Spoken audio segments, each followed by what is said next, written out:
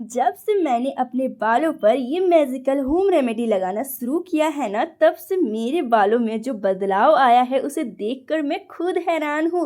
पहले मेरी जो चोटी थी ना, इतनी पतली लगती थी कि बालों को देखकर लगता था जैसे इनमें वॉल्यूम ही नहीं है। लेकिन अब मेरी जो चोटी है पहले से काफ़ी ज़्यादा मोटी और फूलर दिखाई देने लगी है। और सिर्फ इतना ही नहीं, बाल पहले से ज़्यादा सॉफ्ट, स्मूथ और शाइनी भी नज़र आने लगे। पहले मैं जब भी हेयर वॉश करती थी मेरे बाल हमेशा ड्राई और फ्रीजी रहते थे, लेकिन जब से मैंने इसे लगाना शुरू किया है तो यकीन मानिए, मैं आपको बता नहीं सकती उसका रिजल्ट इतना ज़्यादा अच्छा आया है कि मैं खुद हैरान हो जाती हूँ। तो चलिए आज मैं आपको वही दिखाने वाली हूँ जो कि मैंने अपने बालों पर खुद ट्राई किया है और इसके रिजल्ट सच में बहुत ही ज़्यादा अच्छे आते हैं और 100% रिजल्ट देखने को मिलते हैं। सारा कुछ आपको लाइव रिजल्ट देखने को मिलने वाला है, तो वीडियो को इन तक जरूर देखिएगा और हाँ, ध्यानपूर्वक जरूर देखिएगा। एक भी स्टेप मिस किए तो फिर आपको रिजल्ट नहीं मिल सकती है। और सबसे अच्छी बात तो ये है कि इसे बनाना इतना सिंपल है कि छोटे बच्चे भी तैयार कर लेंगे। और इसको बनाने के लिए ना तो आपको बहुत ज़्यादा पैसा खर्च करना है और ना ही महंगे महंगे प्रोडक्ट पर पैसा खर्च करना, क्योंकि आज की इस रेमेडी में हम इस्तेमाल करने वाले हैं ऐसी चीज़ों का जो आपके किचन के और घर के आसपास बहुत ही आसानी से मिल जाएंगी।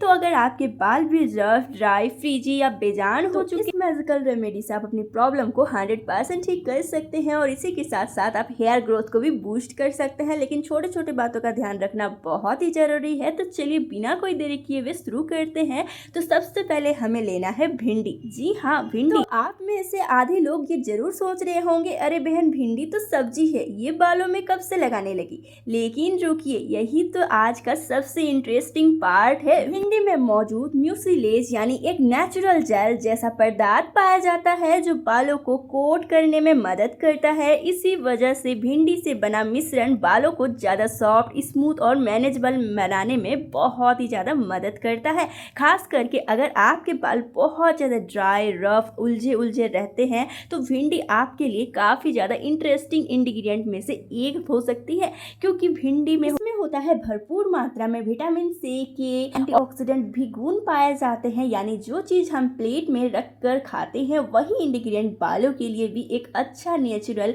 हेयर केयर ऑप्शन बन सकता है। तो हमें यहाँ पे रेशियो का खास ध्यान रखना है। हमने यहाँ पे 4 से 5 भिंडियों का इस्तेमाल तो किया है, लेकिन इसे अच्छी तरह से धोकर और कट करके ही इस्तेमाल करना है। अगर आप उन लोगों में से हैं जिनकी हेयर ग्रोथ बिल्कुल भी नहीं बढ़ती है और उनके बाल इतने तेजी से झड़ते हैं कि उनको कुछ समझ ही नहीं आ रहा है और ऊपर से ड्राइनेस और फ्रीजीनेस की अलग ही टेंशन, तो आज की इस वीडियो में आप वो सारे प्रॉब्लम को कवर कर सकते हैं, क्योंकि हम ऐसे ऐसे इंग्रेडिएंट का इस्तेमाल करेंगे जो कि बालों को एक तरफ सॉफ्ट और स्मूथ बनाने में मदद करेगा और एक तरफ बालों की हेयर ग्रोथ पे भी काम करेगा। तो अब आ जाते हैं हमारे दूसरे इंग्रेडिएंट पे। तो ये जो खूबसूरत पत्तियां देख रहे हैं, आप में से कितने लोग इन पत्तियों को पहचान पाए, कमेंट बॉक्स में जरूर फटाफट से बताइए। तो ये वो पत्तियां हैं जो कि उम्र से पहले बालों को सफेद नहीं होने देती है। अगर किन्हीं के बाल सफेद हो भी गए हैं तो उनके बाल बहुत तेजी से काला होना स्टार्ट हो जाते हैं। और किन्हीं को अगर डायबिटीज की परेशानी है तो वो भी इस पत्तियों का कंज्यूम कर सकते हैं। तो ये वो पत्तियां हैं जो कि आयुर्वेदा के हर एक प्रोडक्ट पे इस्तेमाल होता आ रहा है। वो ये बालों के केयर में सदियों से इस्तेमाल होता आ रहा है, क्योंकि इसके फायदे ही इतने ज्यादा हैं जो कि बालों को काला, घना और मोटा करने में मदद करते हैं। तो ये है करी पत्ता। जी हाँ, आपने सही सुना, ये है मीठी नीम की पत्तियां और इन पत्तियों में मौजूद विटामिन ए, सी, ई और कुछ ऐसे मिनरल्स पाए जाते हैं जो ओवरऑल हेयर और स्कैल्प केयर में मदद करते हैं। और जब लेडी फिंगर यानी कि भिंडी के साथ करी पत्ता को मिक्स करके इस तरह से इसका मैजिकल रेमेडी तैयार किया जाएगा ना, तो यकीन मानिए दुनिया का सबसे पावरफुल रेमेडी में से एक माना जा सकता है। तो हमने यहाँ पे 2 से 3 डाल करी पत्ती का लिया है, जिसे अच्छी तरह से साफ कर लिया है और इसी में हमने ऐड कर दिया है जो हमने भिंडी कट करके रखा था वो। और अब हमारा आ जाता है वो मैजिकल इंग्रेडिएंट में से एक, फ्रेश एलोवेरा जेल। एलोवेरा के इस्तेमाल से अगर आपकी स्कैल्प पर बहुत टाइम से इचिंग या डैंड्रफ बहुत ज़्यादा परेशान कर रहे हैं तो उसे आप शांत कर सकते हैं। और जब बालों पर कोई परेशानी नहीं रहे रहेगी तो आप सोच सकते हैं हेयर ग्रोथ भी कितनी फास्ट हो सकती है। तो हमने यहाँ पे एलोवेरा का इस्तेमाल तो किया है, लेकिन उसके जेल को निकाल लिया है, यानी कि उनके पल्प को निकाल लिया है और इसके बाद इसमें ऐड करेंगे।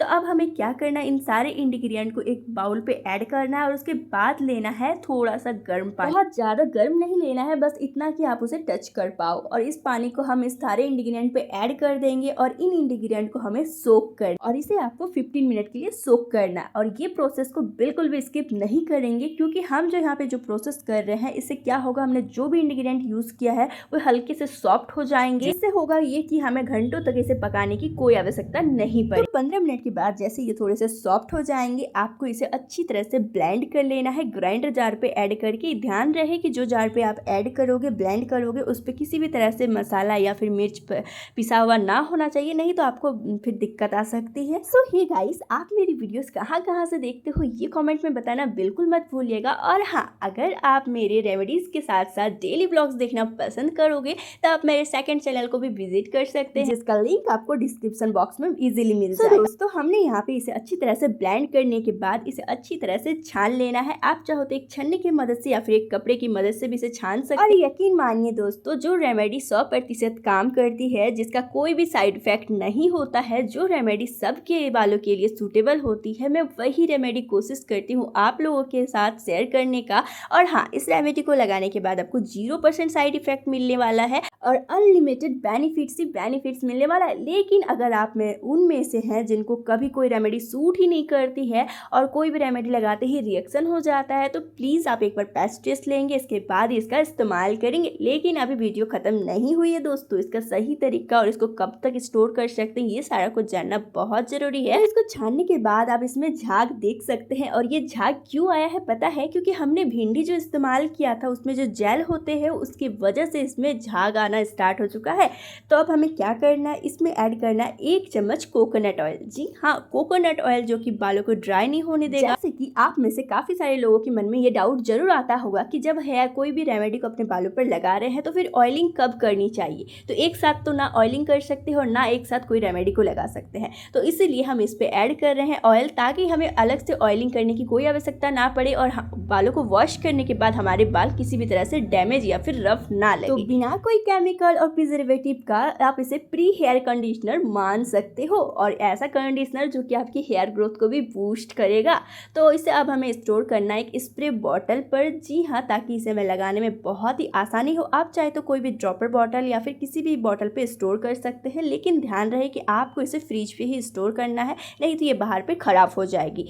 और इसके सेल्फ लाइफ को बढ़ाने के लिए हम इसमें ऐड करने जा रहे हैं एसेंशियल ऑयल। जी हाँ, इससे क्या होगा, इससे कोई बैड स्मेल भी नहीं आएंगी और ये लंबे समय तक चलेंगी। तो हम इसमें ऐड कर रहे हैं यिलंग इलंग एसेंशियल ऑयल, जो कि आपको ऑनलाइन बहुत ईजिली मिल जाएगा, या तो आप डिस्क्रिप्शन बॉक्स चेक करके वहाँ से भी बाय कर सकते हो। इस ऑयल के इतने ज़्यादा बेनिफिट्स हैं जो कि रूट्स को स्ट्रॉन्ग बना देते हैं, हेयर फॉल नहीं होती है और साथ ही साथ हेयर ग्रोथ अच्छी होने लगती है। बालों में जो चमक देखने को मिलता है ना, कि आप बिल्कुल से हैरान हो जाओगे। तो हमें ध्यान रखना है कि यहाँ पे हमें 2 से 3 ड्रॉप ही यूज़ करना है, उससे ज़्यादा यूज़ नहीं करना है।